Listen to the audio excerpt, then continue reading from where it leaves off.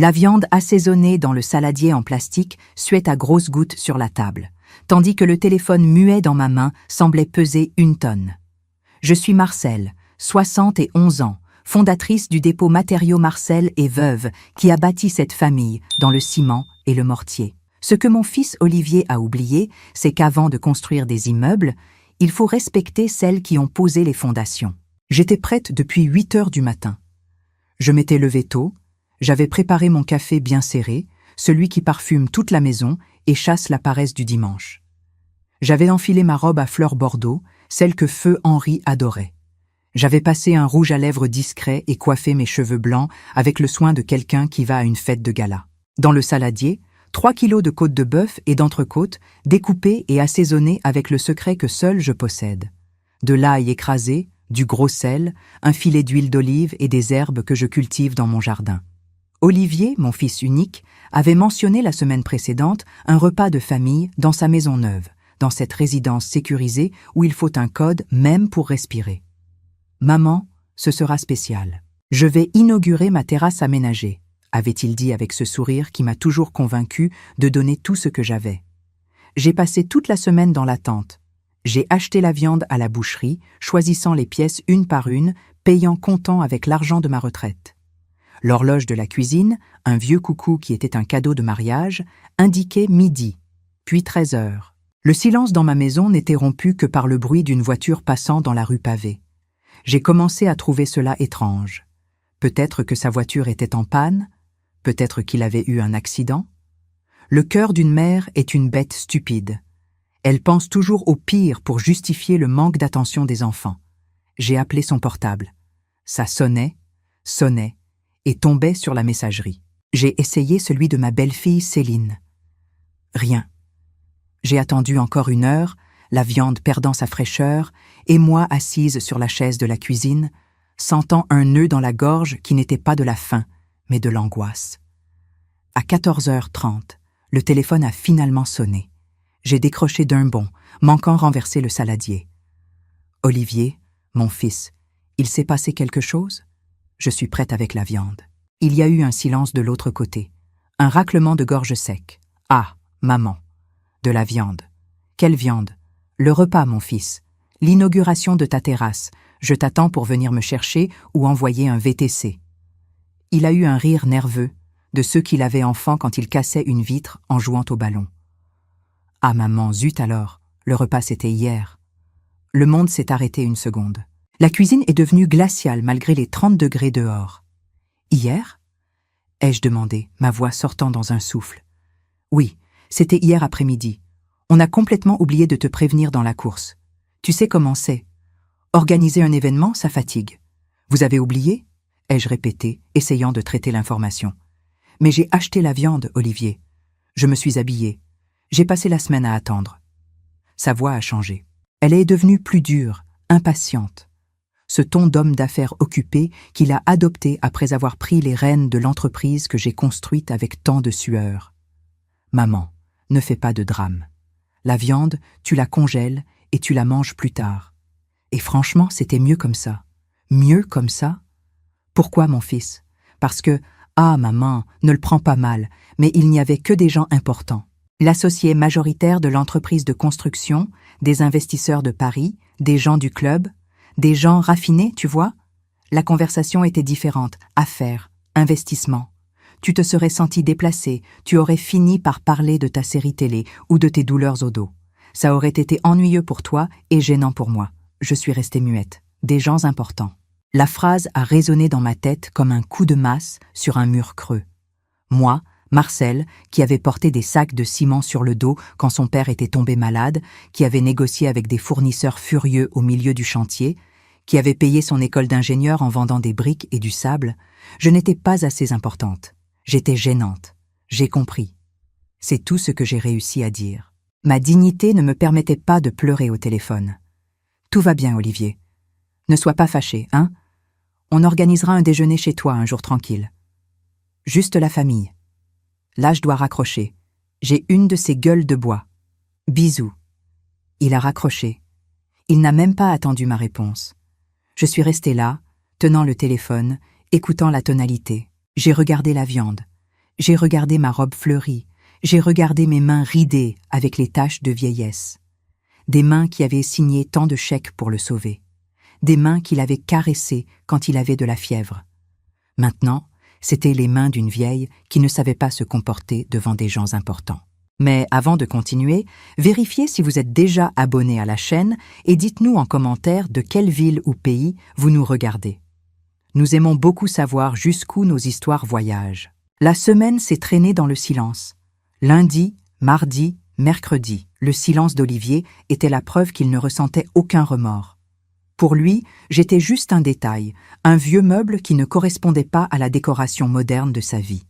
Mais il avait oublié une chose. Je peux être vieille, j'ai peut-être arrêté l'école au niveau court moyen, mais j'ai un doctorat à l'école de la vie. Et plus important encore, j'ai toujours le contrôle des choses qui comptent vraiment. Le jeudi, je suis allée à la banque. Le directeur, M. Renaud, m'a reçu avec le café habituel. « Madame Marcel, quel honneur. Vous venez voir les rendements ?» Je suis venue, Renaud, et je viens voir aussi ce placement qui est arrivé à échéance le mois dernier, celui sur lequel Olivier a l'œil. Ah oui, le fonds de réserve est d'un montant considérable, Madame Marcel. Olivier m'a appelé la semaine dernière pour demander s'il était libéré, mais j'ai dit que seulement avec la signature de la titulaire. J'ai souri, un sourire sans joie. Vous avez bien fait, Renaud. L'argent est à moi, fruit de 40 ans à vendre des matériaux de construction. Je suis rentré chez moi en réfléchissant. Olivier pensait que l'argent poussait sur les arbres ou que son succès venait uniquement de son talent. Il avait oublié que le terrain où il avait construit son immeuble de bureau était encore à mon nom, en usufruit. Il avait oublié que lorsqu'il avait eu besoin de fonds de roulement l'année dernière, c'était moi qui avais injecté de l'argent dans l'entreprise sans demander d'intérêt. Pour les gens importants, il était docteur Olivier, l'entrepreneur à succès. Pour moi, il se révélait être un garçon gâté qui avait oublié d'où il venait. Je suis allée dans la remise au fond du jardin où je garde mes archives. Un petit local humide où nous gardions les vieilles factures, les plans des premiers chantiers et une paperasse qu'Olivier avait toujours dit être des déchets accumulés. Il avait insisté plusieurs fois pour que j'envoie tout à la décharge. J'ai ouvert le classeur métallique gris. Mes doigts ont parcouru les dossiers suspendus. Fournisseur 1998, impôt payé 2005. Au fond de la 3e tiroir, j'ai trouvé un dossier en cuir synthétique noir. Document constitutif. Je me suis assise sur un tabouret en bois et j'ai ouvert le dossier. Là se trouvait l'acte notarié du terrain où se trouve aujourd'hui le siège de l'entreprise CM Construction.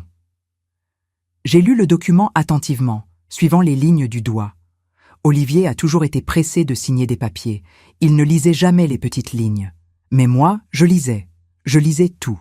Et là, dans la clause 7 de la donation que nous avions faite lorsqu'il avait repris l'entreprise, il y avait marqué « Réserve d'usufruit viager et pouvoir de veto administratif en cas de risque patrimonial ». J'ai senti un frisson. Je ne me souvenais pas que le pouvoir de veto était aussi explicite. J'ai continué à fouiller. J'ai trouvé les copies des bilans des 5 dernières années que le comptable, M. Bertrand, m'envoyait toujours par courrier, par considération pour Madame Marcel, et que j'empilais sans les lire, faisant confiance au succès de mon fils. J'ai ouvert les enveloppes. Ce que j'ai vu m'a coupé le souffle. Emprunt sur emprunt, financement de voitures de luxe passées en frais de l'entreprise. Dîner de 5 000 €, voyage pour des congrès dans des stations balnéaires. Pendant ce temps, le bénéfice net chutait année après année. L'entreprise saignait et Olivier mettait des pansements dorés pour camoufler. « Mon Dieu, Henri, qu'est-ce que ce garçon a fait ?» ai-je murmuré. L'image d'Olivier au téléphone demandant 30 000 € a pris tout son sens. Ce n'était pas un imprévu, c'était un gouffre sans fond qu'il avait creusé avec la pelle de la vanité. Ces gens importants du repas de dimanche n'étaient pas des amis. Ils devaient être des requins sentant l'odeur du sang dans l'eau. Je me suis levée, sentant une force que je pensais morte avec mon mari. J'ai pris le dossier noir et les bilans. Je suis sortie de la remise et j'ai verrouillé la porte. Le soleil était déjà haut. Je suis rentrée à la maison et j'ai rebranché le téléphone. Presque immédiatement, il a sonné. Cette fois, j'ai décroché. « Maman, maman, pourquoi tu as débranché le téléphone ? Je suis là devant la banque, maman. J'ai besoin du virement. » La voix était tremblante, aiguë. « Bonjour à toi aussi, Olivier », ai-je répondu avec le calme de quelqu'un qui a un as dans sa manche. « Maman, pas de sermon maintenant. Tu vas m'aider ou pas ?» Ils m'ont donné jusqu'à midi. J'ai regardé l'horloge coucou. Il était 9 heures. « Olivier, j'ai réfléchi. 30 000 €, c'est beaucoup d'argent à virer comme ça, sans voir le visage de la personne. L'application de la banque limite les montants pour les personnes âgées, tu sais. Ils pensent que les vieux se font facilement arnaquer. « Ah merde !» a-t-il juré. « Bon, je viens chez toi. Je passe maintenant et on va à l'agence ensemble. »« Pas besoin de venir ici, mon fils. »« Je viens chez toi. »« Quoi ? À l'entreprise ? » ?»« Non, maman, c'est la folie ici. Il y a plein de monde. Il y a une réunion avec des gens importants ?» ai-je demandé. « Oui, exactement. Ce n'est pas un endroit pour toi maintenant. Dommage, parce que c'est la seule façon. Si tu veux l'argent, je dois apporter le chèque personnellement et tu dois signer un reçu. Truc de vieille méfiante, tu sais comment c'est. » Il y a eu un silence angoissé de l'autre côté. Il calculait le risque. Qu'est-ce qui était pire ? La honte d'avoir sa mère ringarde au bureau ou la ruine financière ? « D'accord, » a-t-il soufflé. « Viens vite. »« Mais maman, s'il te plaît, ne viens pas avec cette robe à fleurs et ne traîne pas à discuter avec la réceptionniste. Tu entres, tu me donnes le chèque et tu sors. Je dirai que tu es venu apporter un document que j'ai oublié. » « D'accord, Olivier, je serai brève. » J'ai raccroché, je suis allée dans ma chambre. Mais avant cela, j'ai voulu être sûre de quelque chose. « Olivier, c'est un problème avec les gens du repas de dimanche? Ceux qui étaient importants? »« Oui, maman. Les investisseurs de Paris. Ils exigent une garantie immédiate de 30 000 € jusqu'à demain matin. Sinon, ils exécutent une dette d'1 demi-million. Je n'ai pas de liquidité. L'argent de la trésorerie de l'entreprise est bloqué dans un chantier. » J'ai fermé les yeux. 30 000 €. Pour lui, c'était un secours. Pour moi, c'était le prix de ma valeur. Il ne se souvenait que j'existais quand l'eau montait jusqu'au cou. Quand il fallait manger de l'entrecôte et boire du whisky écossais, j'étais la vieille ennuyeuse. Quand il fallait payer la note de son incompétence, je devenais la sauveuse de la patrie. J'ai senti un calme étrange m'envahir. Ce n'était pas de la colère, c'était de la clarté. La clarté de quelqu'un qui a passé toute sa vie à mesurer le sable et le ciment pour que le mortier ne se défasse pas. Si on met trop d'eau, le mortier est faible. J'avais mis trop d'amour, trop de facilité dans la vie d'Olivier, et son mortier était faible. Il ne supportait pas la pression. 30 000, Olivier ? Ai-je demandé comme si je demandais le prix du kilo de haricots. Oui, maman, pour l'amour du ciel, fais-moi le virement.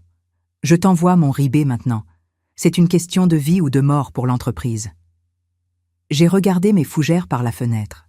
Elles étaient vertes et fortes parce que je m'en occupais tous les jours, pas seulement quand je voulais une belle feuille. Olivier, mon fils, ai-je commencé en utilisant ce ton que j'avais avec les clients difficiles au comptoir du magasin. Dis, maman, tu vas faire le virement, non ? Je sais que tu as l'argent. Alors, mon fils, il y a un problème. Quel problème ? J'ai respiré profondément. Le problème, c'est que j'ai oublié de te prévenir. Quoi, maman ? Dis vite. J'ai laissé un silence pesant planer sur la ligne. Je pouvais entendre sa respiration haletante de l'autre côté. Il suait à grosses gouttes. Je le savais. Je connais mon fils. C'est que j'ai oublié de te dire que cet argent, il a maintenant une autre destination. Comment ça, une autre destination ? Maman, tu ne comprends pas. Je vais faire faillite. Je comprends très bien ce que c'est que de se casser, Olivier.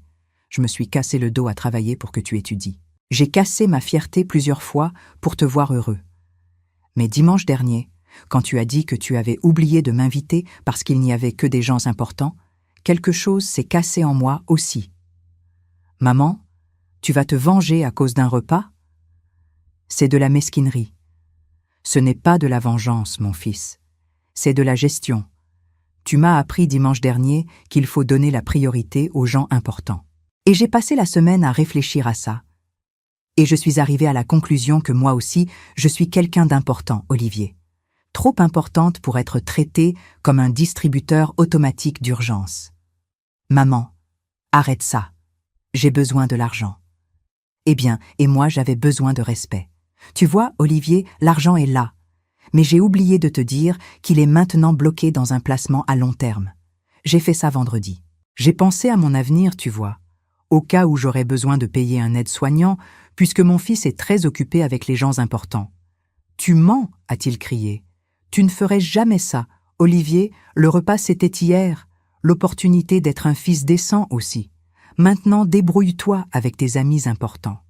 Qui sait, peut-être qu'ils ne te prêteront pas les 30 000. Après tout, ils sont si raffinés, non?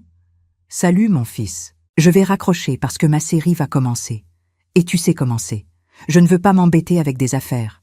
C'est gênant pour moi. » J'ai raccroché. Ma main tremblait un peu. Je ne vais pas le nier. Mais pour la première fois depuis des années, ce n'était pas de peur ou d'insécurité. C'était de l'adrénaline. Je suis allée à la cuisine, j'ai sorti un steak de cette entrecôte que j'avais congelé, je l'ai assaisonné à nouveau et je l'ai mis dans la poêle. Le grésillement de la viande sur la plaque chaude était la plus belle musique que j'avais entendue cette semaine. Pendant que je mangeais, seule à ma table en formica, j'ai pensé « La guerre a commencé, Olivier, et tu viens de découvrir que la vieille de la série télé est la propriétaire du chantier de ta vie. » Je me suis réveillée le lundi avec le téléphone fixe qui hurlait dans le salon. Il était 6 heures du matin. Je n'ai pas eu besoin de regarder l'identification de l'appel pour savoir que c'était Olivier. Le désespoir n'a pas d'heure pour se réveiller, et mon fils, habitué au sommeil des justes dans sa résidence de luxe, devait avoir passé la nuit blanche. Je me suis levée lentement, j'ai senti le craquement habituel dans mes hanches, mais je ne suis pas allée répondre. Je suis allée directement à la cuisine et j'ai débranché le fil de la prise. Le silence qui a suivi était la première victoire de la journée. J'ai préparé mon café, cette fois sans hâte. Pendant que l'eau bouillait, j'ai regardé par la fenêtre de la cuisine vers le jardin. Là, dans la remise, se trouvaient mes archives. J'ai pris mon café noir, sentant l'amertume descendre chaude dans ma gorge. J'ai enfilé des vêtements confortables, j'ai pris la clé rouillée et je suis allée à la remise. J'ai allumé la lumière jaune et faible. J'ai ouvert le classeur. J'ai relu l'acte notarié avec attention. Tout était là. Usufruit viager et pouvoir de veto. Le terrain était techniquement à lui, mais le contrôle était à moi. Je suis rentrée à la maison et j'ai rebranché le téléphone. Presque immédiatement, il a sonné. Cette fois, j'ai décroché. « Maman, pourquoi tu as débranché le téléphone ? Je suis là devant la banque. J'ai besoin du virement. Bonjour à toi aussi, Olivier. Maman, pas de sermon. Tu vas m'aider ou pas ?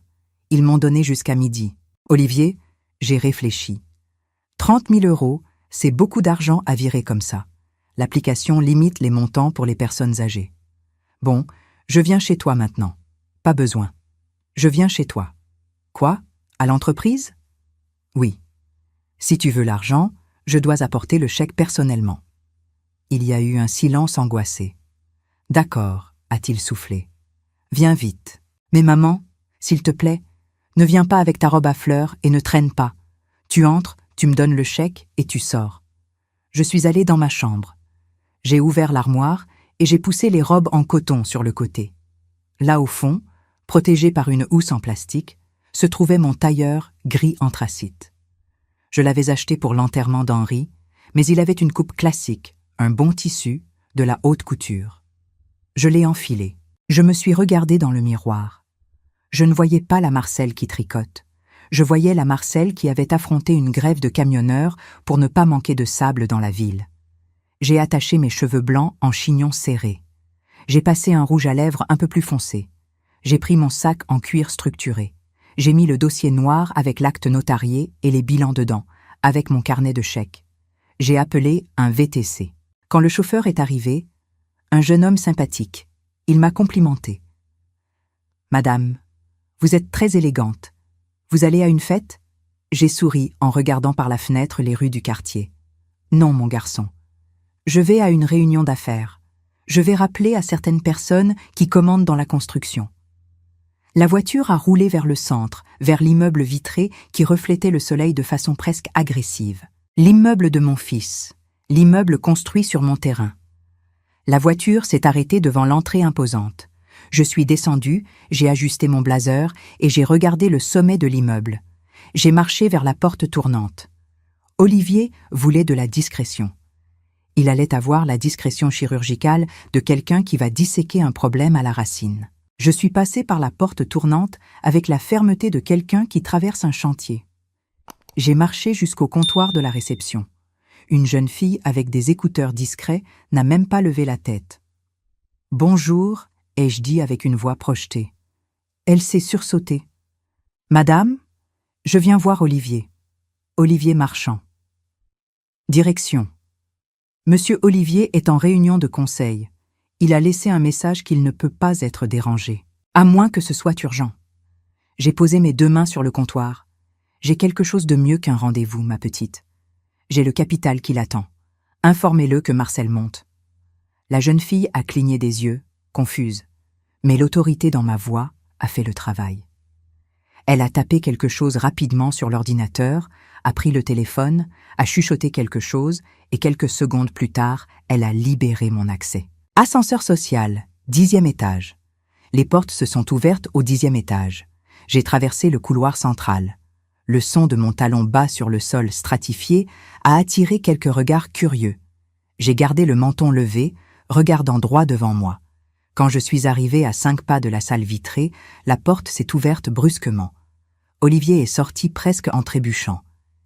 Il était pâle, avec de la sueur sur le front. « Maman !» a-t-il chuchoté en criant, m'attrapant par le bras. « Qu'est-ce que tu fais ici dans le couloir ?»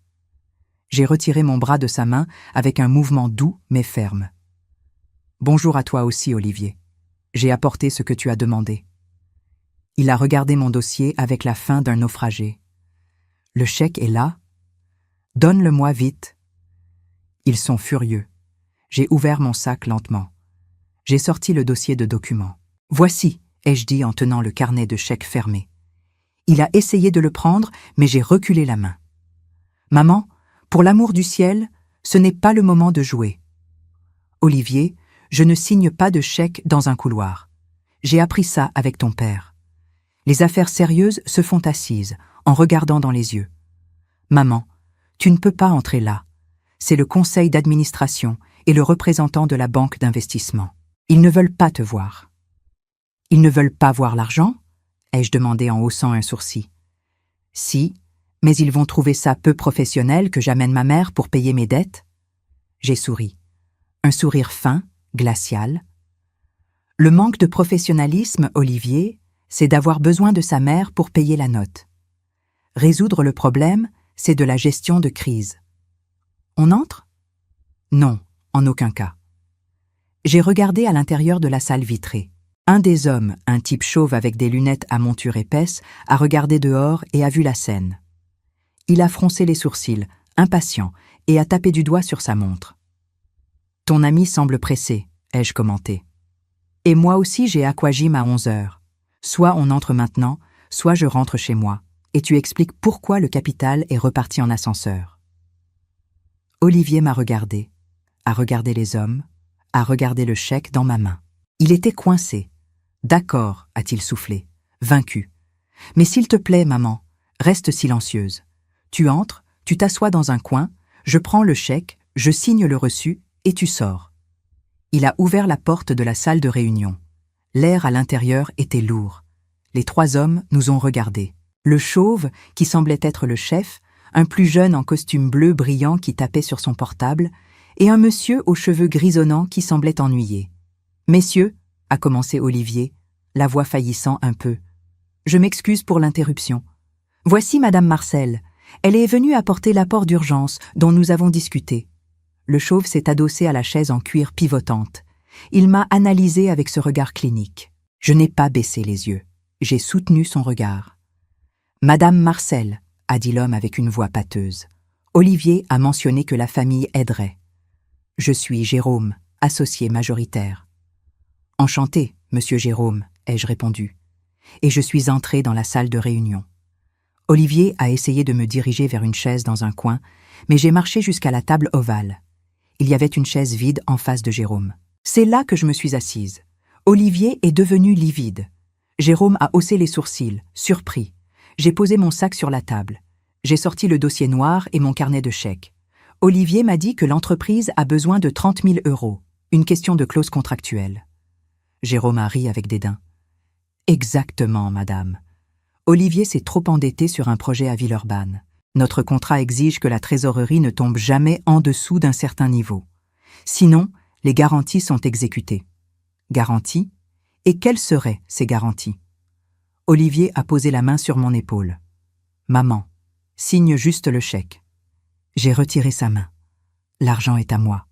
Je veux savoir ce qui est en jeu. L'avocat aux cheveux grisonnants s'est prononcé.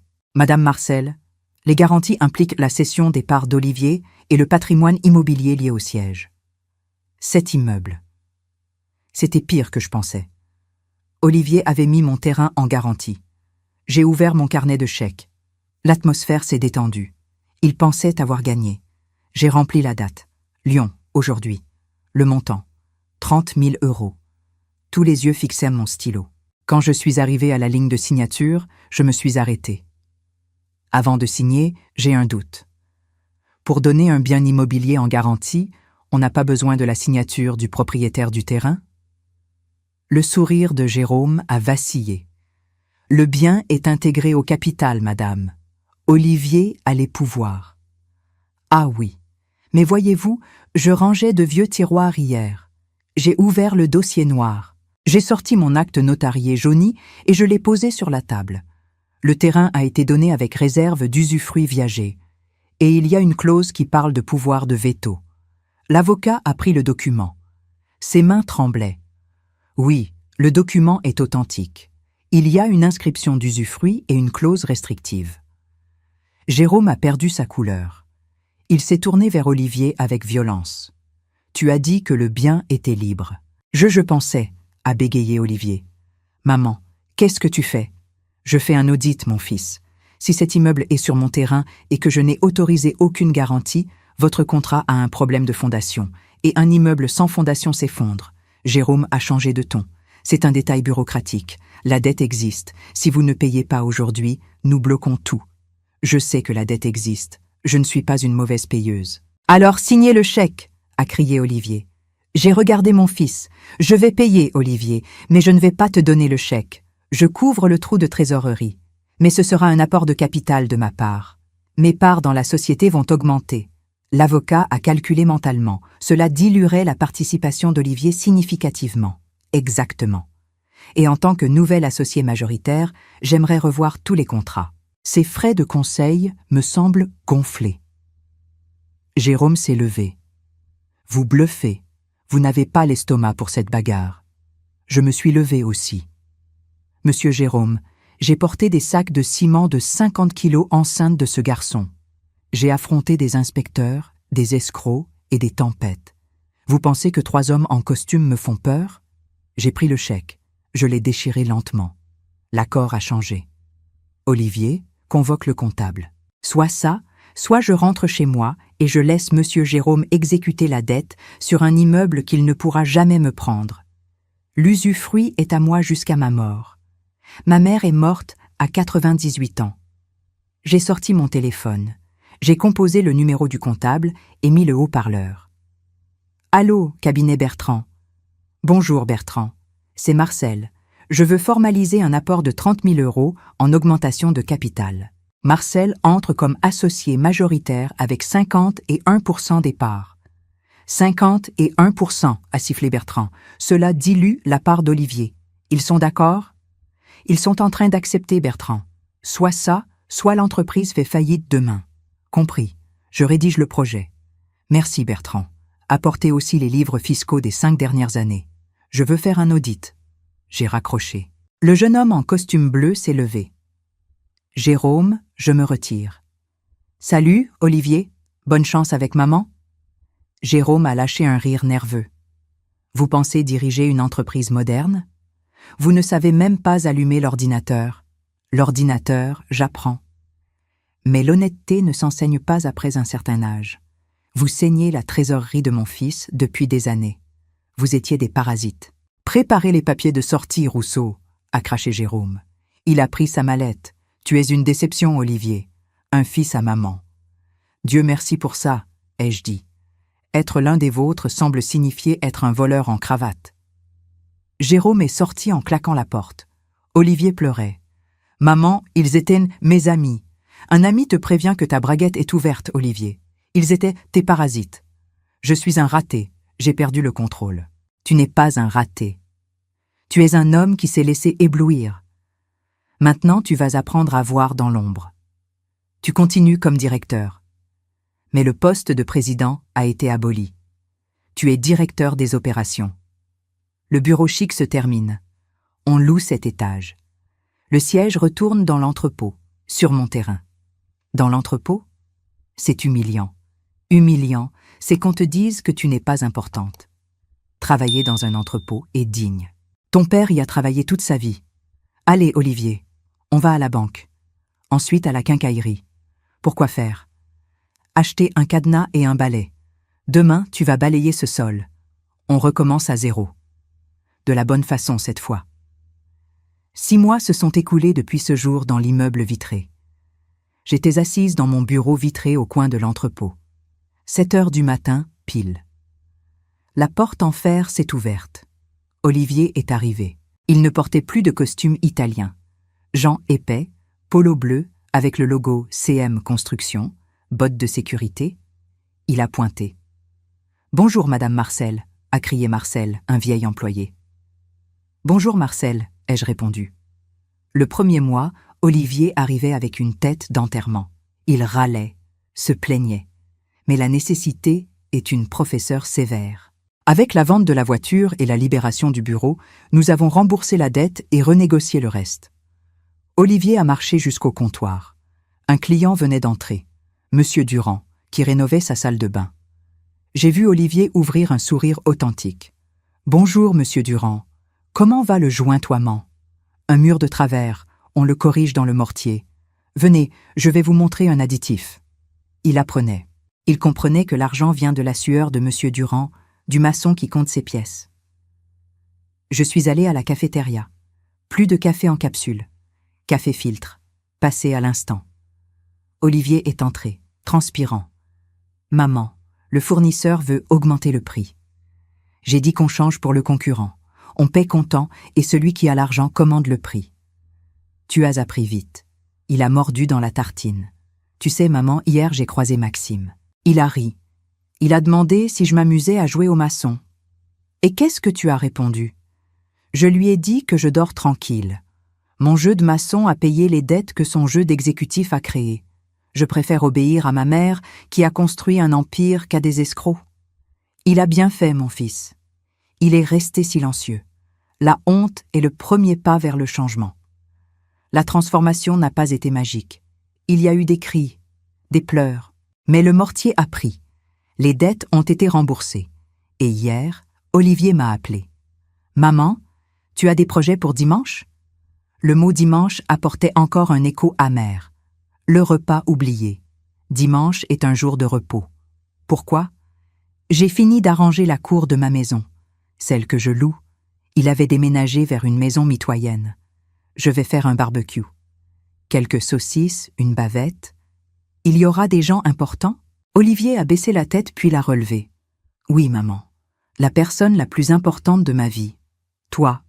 Et qui d'autre? Céline et les enfants. Marcel. Monsieur Bertrand. Juste la famille et ceux qui courent droit. J'ai senti un nœud se défaire. À quelle heure? Midi. Tu n'as pas besoin d'apporter de viande. Tu viens pour manger et critiquer la série.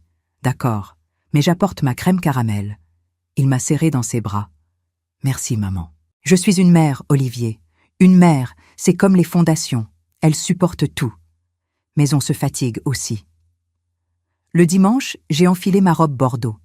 J'ai pris la crème caramel. Quand je suis arrivée, l'odeur de charbon était dans l'air, le portail ouvert. Mes petits-enfants couraient. Céline riait. Olivier était au barbecue. Quand il m'a vue, il a souri. La patronne est arrivée. Patronne, non, associé majoritaire, a corrigé Marcel. Olivier m'a servi le premier morceau de viande. Pour toi, maman. Le premier morceau est pour celle qui a fait prendre le feu. J'ai mangé, savourant le moment. Il n'y avait pas de lustres en cristal. Il y avait des rires, la vérité, la paix. L'après-midi est passé doucement. Olivier m'a parlé d'agrandir le dépôt avec des capitaux propres. Céline a repris ses études. Marcel a raconté de vieilles blagues. Quand le soleil s'est couché, je suis restée à observer Olivier jouer avec les enfants. Heureux. L'injustice de ce dimanche oublié a été le levier dont nous avions besoin. La vieillesse n'est pas la fin de la ligne. C'est le moment où on a l'expérience à dépenser. Les principes qui soutiennent la vie sont éternels. Nous sommes les gardiens. Olivier est venu s'asseoir. « Maman, ce terrain de l'immeuble, c'est un usufruit viager ?» « Oui. Je pensais louer l'étage à une coopérative d'artisans. Demander un loyer symbolique, aider ceux qui en ont besoin. La graine avait germé, il pensait à la fonction sociale. Je trouve que c'est une excellente idée. » Henri aurait aimé. Le mot final est à nous, Olivier. Nous sommes associés. Il a posé sa tête sur mon épaule. Nous sommes restés là, mère et fils, survivants d'un naufrage transformé en bateau solide. Je suis Marcel, 71 ans, entrepreneuse, mère, grand-mère. J'ai découvert que peu importe combien d'étages vous montez, si vous oubliez le chemin du retour vers le sol, la chute est certaine. Mais tant qu'il y a du ciment, de l'eau et de la volonté, toute ruine peut devenir château. Mon château a des portes ouvertes et une odeur de café frais. Demain serait lundi. Et j'avais hâte d'être à l'aube, parce que le soleil illuminerait l'homme honnête que mon fils était devenu. Si cette histoire a touché votre cœur, répondez ici dans les commentaires. À ma place, qu'auriez-vous fait? N'oubliez pas de regarder la prochaine vidéo qui apparaît sur votre écran. Elle apporte un rebondissement surprenant et émouvant qui vous captivera du début à la fin.